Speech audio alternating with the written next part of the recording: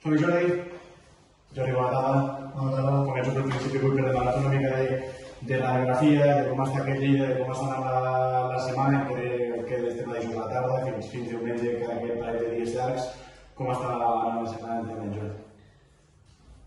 Jo crec que vam tenir una feina important a fer el dimarts, quan ens vam tornar a trobar els jugadors, després de la derrota del 0-3, una feina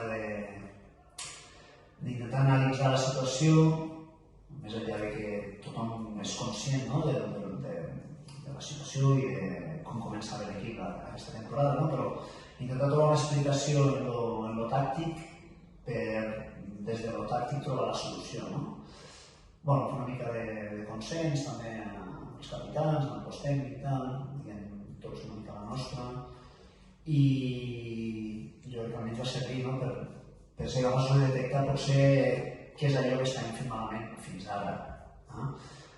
Intentarem modificar alguna cosa, a veure si podem donar una tecla per tenir una mica més d'encert i sobretot ens oblidarà deixar la porteria a zero, perquè el dia que ens hem centrat potser més en atacar és el dia que hem encaixat més gols i tampoc ens ha servit per atacar prou bé.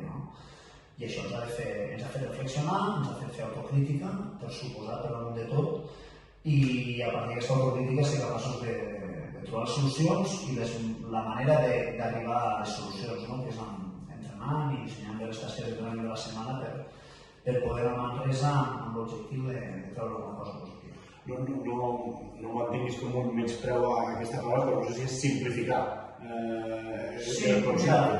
Perquè hi ha vegades que simplificar les coses surten millor que fer més complexes. A la qual per entre el grup, aquí a la roda de premsa hi havia el Sergi Tor, i li deia, jo l'explicava amb ell, quan estàs tan malament, has de tornar al full de ruta original, li deia jo, i el full de ruta no és un altre que el que vam fer molt bé les dues primeres setmanes, un joc al Sant Andreu a casa, un vam anar a Mollerussa, hem de tornar amb allò.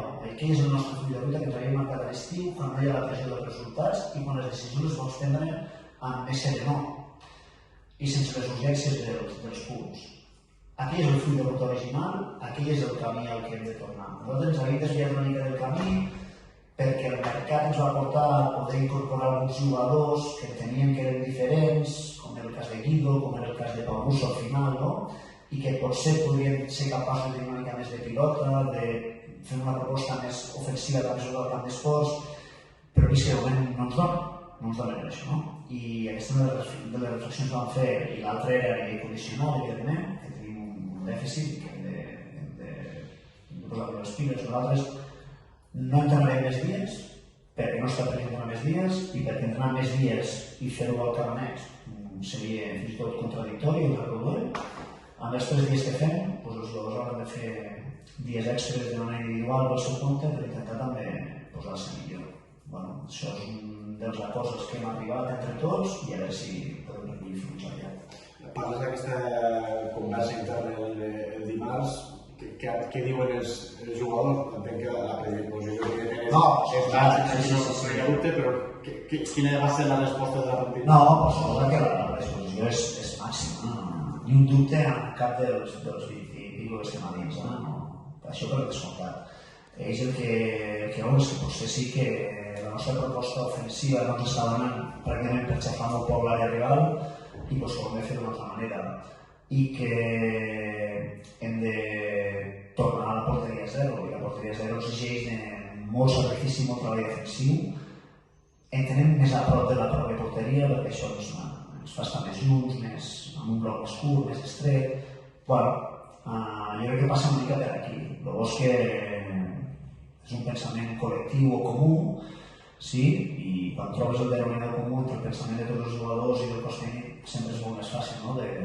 A més, és el que a nosaltres ens sentim més còmodes. Jo havia dit amb alguna tertúlia i tal que el 4-4-2 és el nostre sistema, però que havia d'arribar el moment d'arribar-hi amb això i el que estem en aquest moment.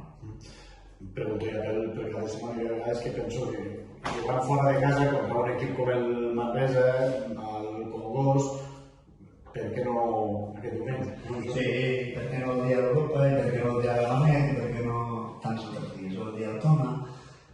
Sí, de fet, jo soc optimista, és veritat que vaig passar un dilluns dilluns de Sant Miquel horrorós, però després, amb l'ajuda també dels companys de cos tècnic, també de gent que ens segueix, entrenadors, una conversa molt extensa amb el Gerard Balabejo el mateix dilluns, i hem de ser conscients del que tenim, del que ens ho entre mans. Jo crec que fer autocrítica, però per què no a Manresa, no? Vaig començar sent pessimista sobre el postpartit del diumenge i el dilluns, però quan el dimarts ja reps el vídeo del rival i fet pel Pau i començar a treballar i començar a analitzar i començar ja a centrar-te en trobar solucions, vas veient la llum al final del túnel, no? Necessitem que això també es tradueixi en encerts, sí?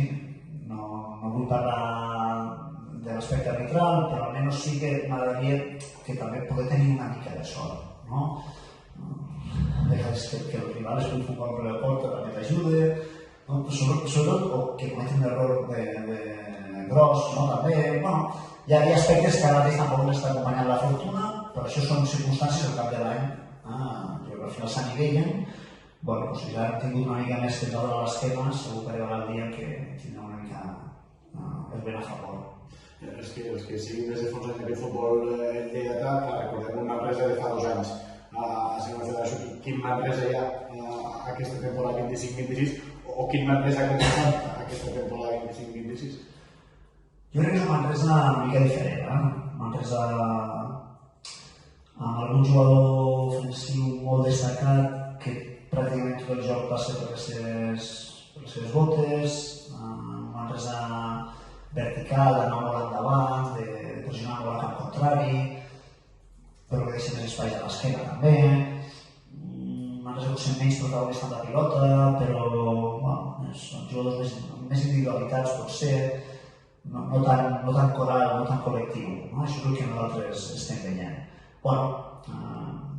Jo també els diria als jugadors, el que hem de fer també és centrar-nos en nosaltres. Potser massa vegades donem massa importància al que ens farà o com farà i tal, i potser és moment de centrar-nos molt en el que som nosaltres o el que hem de ser nosaltres. També d'aquesta manera el jugador es relaxa, perquè quan parles de tu mateix, el tu mateix el pots controlar. El que et farà el rival és incontrolable, fins que arribes el diumenge i ho veus.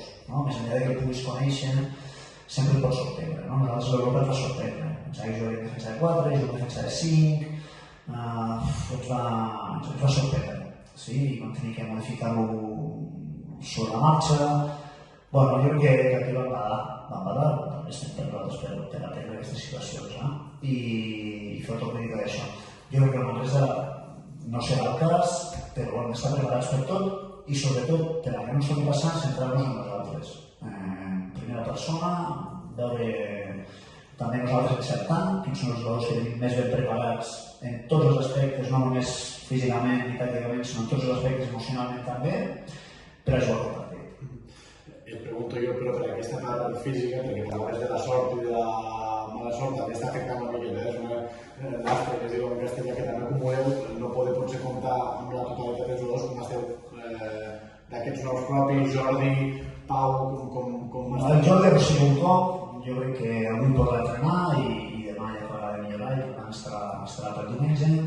Pau Brusso va entrenar ja el dimarts amb normalitat, amb la qual també ens garantia que estarà amb nosaltres, amb la qual jo crec que per primera vegada podem comptar amb la totalitat dels jugadors, això ens deixa més tranquils a l'hora de poder triar i poder encertar. Des del vestidor, tant l'estaf com els jugadors, es respira un optimisme per aixecar la situació?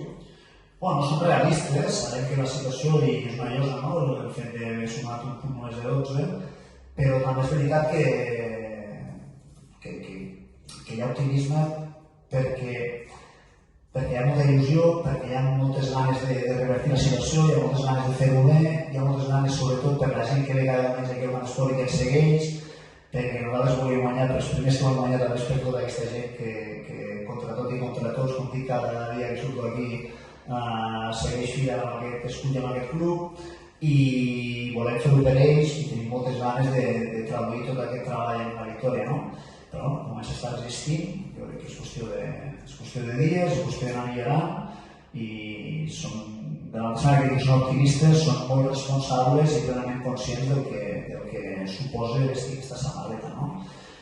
També hi ha hagut una mica d'autocrítica feta pels jugadors, també de pensar, ostres, vale, som herois perquè aquest equip no volia que ningú que estiu, però el de som herois ja no val, ja s'ha acabat i el que hem de fer és sortir i intentar fer-ho el millor possible, no?